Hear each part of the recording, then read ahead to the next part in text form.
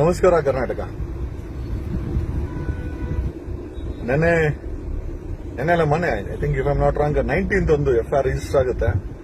21st ನನಗೊಂದು notice ಕೊಡ್ತಾರೆ ಕೊಡಗೇಲಿ ಪೊಲೀಸರು. ಅಂಡ್ ಐ ಥಿಂಕ್ ಸೆಕ್ಷನ್ 299 ಮತ್ತೆ both are less than 7 years, 7 ವರ್ಷಕ್ಕಿಂತ ಕಡಿಮೆ ಇರುವಂತ ಅಫೆನ್ಸ್ ಅದು. ಯಾರಿಗೋ ಇಂಟರ್ನೆಟ್ ಅಲ್ಲಿ ಏನೋ ಮಾತಾಡದೆ ಅಂತ ऐसा नहीं, सीधा सीधा उधर जाना है, उधर ನೀಟಾಗಿ ಹೇಳ್ಬೋದು.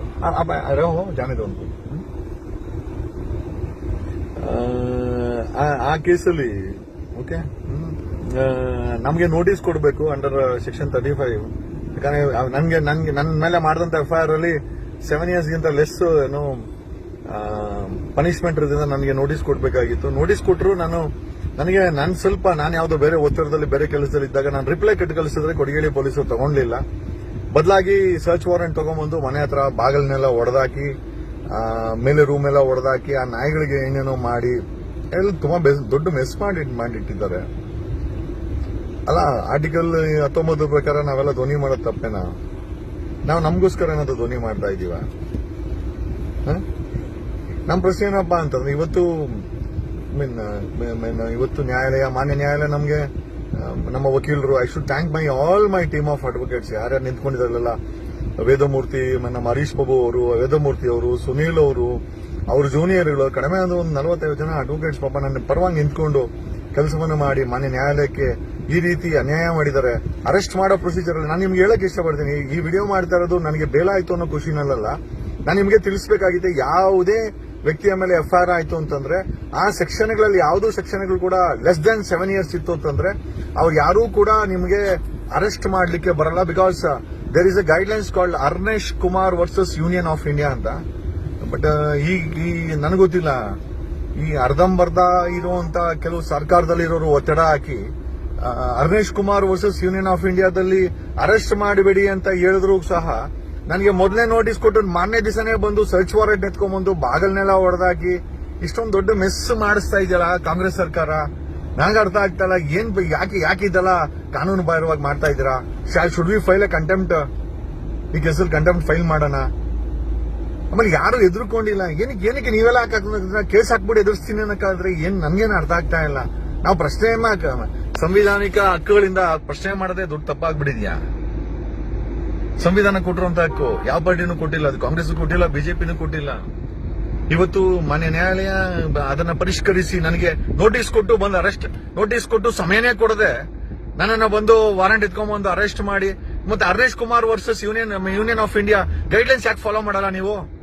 ಕರ್ನಾಟಕ ರಾಜ್ಯದಲ್ಲಿ ಪೊಲೀಸ್ ಅವರು ಗೈಡ್ಲೈನ್ಸ್, ಹಾಗಾದ್ರೆ ನೀವು ಸುಪ್ರೀಂ ಕೋರ್ಟ್ ಗೈಡ್ಲೈನ್ಸ್ ಫಾಲೋ ಮಾಡಲ್ಲ, ಹೋಮ್ ಮಿನಿಸ್ಟ್ರು ಅಥವಾ ಅವ್ರ ಮೇಲೆ ಇರೋ ಒತ್ತಡ ಹಾಕೋರು ಗೈಡ್ಲೈನ್ಸ್ ಗಳನ್ನ ಫಾಲೋ ಮಾಡ್ತೀರಾ? ಮತ್ತೆ ಸುಪ್ರೀಂ ಕೋರ್ಟ್ ಏನಕ್ಕೆ ಬೇಕಾಗಿದೆ? ಡೋಂಟ್ ಯು ಥಿಂಕ್ ಇವನ್ ನನ್ನ ಕೇಸಲ್ಲೂ ಕೂಡ ಕಂಟೆಂಪ್ಟ್ ಅನ್ಸಲ್ಲ ನಿಮ್ಗೆ? ಸುಪ್ರೀಂ ಕೋರ್ಟ್ ಗೈಡ್ಲೈನ್ಸ್ ಹೇಳಿದೆ, 7 ವರ್ಷದ ಕೆಳಗಡೆ ಅಫೆನ್ಸ್ಗಳಿಗೆ ನೀವು ನೋಟಿಸ್ಗಳನ್ನು ಕೊಡಬೇಕು, ಮತ್ತೆ ಆರೋಪ ಹೊತ್ತಿರುವಂತವ್ರಿಗೆ ಸಮಯ ಕೊಡಬೇಕು, ಏನೋ ಉತ್ತರ ಕೊಡ್ಲಿಕ್ಕೆ, ಬಂದು ಹೇಳಿಕೆ ಕೊಡ್ಲಿಕ್ಕೆ. Arrest is only in the rarest, arrest is not mandatory, application of mind ಬೇಕಾಗುತ್ತೆ. ಆದ್ರೂ ಕೂಡ ಕೊಡಗೇಲಿ ಪೊಲೀಸರು ಮನೆಯ ಬಾಗಲನ್ನ ತಾವ ಬಂದು ಹೊಡೆದಾಕಿ, ಗೇಟ್ನೆಲ್ಲ ಹೊಡೆದಾಕಿ, ಆ ನಾಯಿಗಳಿಗೆಲ್ಲ ಹೆಚ್ಚು ಕಮ್ಮಿ ಮಾಡಿ, ಜೊತೆನಲ್ಲಿ ಆರಾಮ್ से जाओ कोई जरूरत नहीं जोर से जाने का, आराम से जाओ ಏನ್ ನನ್ಗೆ ಅರ್ಥ ಆಗ್ತಾ ಇಲ್ಲ. ಇಷ್ಟು ಕೆಲಸ ಮಾಡೋದ್ ಕೇಳಿದ್ರೆ ಸರ್ ಮೇಲಿಂದ ಒತ್ತಡ ಅಂದ್ರೆ ಯಾರು? ಸರ್ಕಾರನ? ಒಬ್ಬ ಡೆಪ್ಯೂಟಿ CM ಅವರು ಯಾರೋ ವ್ಯಕ್ತಿನ ಐ ಥಿಂಕ್ ಒದ್ದು ಒಳಗಡೆ ಹಾಕಿ ಅಂದ್ರೆ ಅಸಾಲ್ಟ್ ಮಾಡಿ ಅಂತ ಒಬ್ಬ ಡೆಪ್ಯೂಟಿ CM ಅವರು ಒದ್ದು ಒಳಗಡೆ ಹಾಕಿ ಅಂತಂದ್ರೆ ಏನ್ ಲೆಕ್ಕಾಚಾರ ಇದು? We don't understand. ಯಾವ ಸರ್ಕಾರದ ಕೆಳಗೆ ನಾವು ಜೀವನ ಮಾಡ್ತಾ ಇದೀವಿ? Are we living in democracy? Is the law and power is in the hands of the statesman or people who speak this type of language. ಒದ್ದು ಒಳಗಡೆ ಹಾಕಿ ಅಂದ್ರೆ ಅಸಾಲ್ಟ್ ಮಾಡಿ ಅಂತ, ಫೋರ್ಸ್ ಹಾಕಿ ಅಂತ, ಅವ್ರ ಮೇಲೆ ಫಿಸಿಕಲ್ ಆಗಿ ತೊಂದರೆ ಆಗ್ಲಿ ಅಂತ, ತೊಂದರೆ ಆಗಿ ಒಳಗಡೆ ಹಾಕಿ ಅಂತ ಒಬ್ರು ಹೇಳ್ಬೋದಾ ಈ ಮಾತನ್ನ? ಆರ್ ವಿ ಗುಲಾಮ್ಸ್? Are we and upon all this I respect the ನಾನು ಆಯ್ತು ವಿ ರೆಸ್ಪೆಕ್ಟೆಡ್ ಇಟ್. ಅವ್ರು ಪೊಲೀಸರು ಅರೆಸ್ಟ್ ಮಾಡಿದ್ರು, ಪ್ರೊಡ್ಯೂಸ್ ಮಾಡಿದ್ರು. ಇವತ್ತು ಮಾನ್ಯ ನ್ಯಾಯಾಲಯ ಪರಿಷ್ಕರಣೆ ಮಾಡ್ತು, ನಮ್ಮ ವಕೀಲರ ವಾದವನ್ನ ಆಲಿಸ್ತು, ತಪ್ಪುಗಳಾಗಿದೆ ಅಂತ ಗೊತ್ತಾಯ್ತು, ಅರೆಸ್ಟ್ ಅಲ್ಲೂ ಕೂಡ ತಪ್ಪಾಗಿದೆ ಅಂತ ಗೊತ್ತಾಯ್ತು. ಈ ರೀತಿ ಮಾಡೋದ್ರಿಂದ ನನಗೆ ಗೊತ್ತಿಲ್ಲ ಆ ಪಾಪ ಪೊಲೀಸ್ ಅವ್ರ ಮೇಲೆ ನೀವು ಹಾಕುವಂತ ಒತ್ತಡ. ನಾನು ಎಲ್ಲಾ ಪೊಲೀಸರು ಕೆಟ್ಟವರು ಅಂತ ಹೇಳಕ್ ಹೋಗಲ್ಲ. ಆ ಪೊಲೀಸ್ ಅವ್ರ ಮೇಲೆ ನೀವು ಹಾಕುವಂತ ಒತ್ತಡ, ಅವರುಗಳನ್ನ ಬಳಸ್ಕೊಂಡು ಸುಮ್ನೆ Arnesh Kumar versus union of India guidelines follow ಮಾಡಿದಿರಂತದ್ದು. ಆಮೇಲೆ ಒದ್ದು ಒಳಗಡೆ ಹಾಕಿ ಅನ್ನೋ ಡೈಲಾಗ್ಗಳು. ನಾವ್ ಯಾರು ಗುಲಾಮರಲ್ಲ ಸರ್. ನಾವು ವೋಟ್ ಹಾಕಿದ್ರೆ ಕೇಂದ್ರ ಸರ್ಕಾರ ಆಗತ್ತೆ, ನಾವು ವೋಟ್ ಹಾಕಿದ್ರೆ ರಾಜ್ಯ ಸರ್ಕಾರ ಆಗತ್ತೆ. 24 ಗಂಟೆ ಟ್ಯಾಕ್ಸ್ ಕಟ್ಟಿದ್ರೆ 2 ಸರ್ಕಾರ ನಡೀತದೆ. ನಾವ್ ಯಾರು ಗುಲಾಮರಲ್ಲ. ಪೊಲೀಸವ್ರಿಗೆ ನಾವ್ ಯಾರು ಭಯನೂ ಬೀಳ್ಬೇಕಾಗಲ್ಲ. ನಿಮ್ FIR ಮಾಡಿದ್ರೆ ಸುಪ್ರೀಂ ಕೋರ್ಟ್ ಗೈಡ್ಲೈನ್ಸ್ ಗಳನ್ನ ಫಾಲೋ ಮಾಡಿ ಅದನ್ನ ತಲೆಯಲ್ಲಿ ಬುದ್ಧಿಲಿ ಇಟ್ಕೊಬೇಕು. ಪೊಲೀಸ್ ಆಫೀಸರ್ಗಳು ಯಾರೋ ಹೇಳ್ದ ಟ್ರಾನ್ಸ್ಫರ್ ಮಾಡ್ತಾನೆ, ಸಸ್ಪೆಂಡ್ ಮಾಡ್ತಾನೆ ಅಂತ ನೀವುಗಳು ನಿಮ್ಮ ಐ ಥಿಂಕ್ ಈ ಸುಪ್ರೀಂ ಕೋರ್ಟ್ ವೈಲೇಷನ್ ಗಳನ್ನ ಮಾಡಿದ್ರೆ ಕಂಟೆಂಪ್ಟ್ ಆಫ್ ಕೋರ್ಟ್ ಆದ್ರೆ ಏನ್ ಮಾಡ್ತೀರಾ ನೀವು? ಇವಾಗ ನನ್ನ ಕೇಸಲ್ಲಿ Arnesh Kumar versus union of India follow ಮಾಡಿಲ್ಲ. ನೋಟಿಸ್ ಕೊಟ್ಟು ಬಂದು ಮ್ಯಾನೇಜರ್ಸ್ ಬಂದು ನನ್ನನ್ನ ನೀವು ಅದು ಸರ್ಚ್ ವಾರೆಂಟ್ ಎತ್ಕೊಂಡು ಹೋಗ್ತೇ ಕರ್ಕೊಂಡೋಗಿ ಪ್ರೊಡ್ಯೂಸ್ ಮಾಡ್ತೀರಾ. ಮನೆ ನ್ಯಾಯಾಲಯ ಇದೆಲ್ಲ ತಪ್ಪುಗಳನ್ನ ಪೊಲೀಸವ್ರ ತಪ್ಪುಗಳನ್ನ ನೋಡಿದ್ದೆ. ಮಾಡಿಸಿದ್ದು ಪೊಲೀಸರು, ಮಾಡಿರೋರು ಪೊಲೀಸರು ಇರ್ಬೋದು, ಮಾಡಿಸಿದ್ದು ಯಾರು? ಸರ್ಕಾರದವ್ರ ಮೇಲೆ ಹೇಳ್ತಾರೆ. ಏನ್ ನಡೀತದೆ ಇಲ್ಲಿ? ಏನ್ ಎಲ್ಲಾರ ಬಾಯಿಗಳನ್ನ ಮುಚ್ಚಿಸ್ಬೇಕು ಅಂತನಾ? ಸಾಧ್ಯನಾ? ಮೇಲೊಬ್ಬ ನೋಡ್ತಾ ಇದ್ದಾನೆ ಎಲ್ಲ. We don't care. We are the citizens and we only respect constitution. ಈ ದೇಶ ಸಂವಿಧಾನವನ್ನ ನಾವು ಗೌರವಿಸ್ತೀವಿ. ಇವತ್ತು ಕಾಂಗ್ರೆಸ್ ಇದೆ, ಓದ್ಸತಿ ಬಿಜೆಪಿ ಇತ್ತು, ಮುಂದೆ ಇನ್ನೊಂದೇನೋ ಬರ್ಬೋದು, ಯಾವುದೇ ಸರ್ಕಾರ ಬರ್ಬೋದು. ಆದ್ರೆ ಶಾಶ್ವತವಾಗಿ ಉಳಿಯುವಂತದ್ದು ದೇಶದ ಸಂವಿಧಾನ, ದೇಶದ ನಾಗರಿಕನ ಮತ. ನಾವು ಜನ ಹಾಕೋ ವೋಟರ್ಗಳನ್ನ ಈ ತರ ಎಲ್ಲ ಗೋಳಿಕೊಂತೀರಲ್ಲ ನೀವು.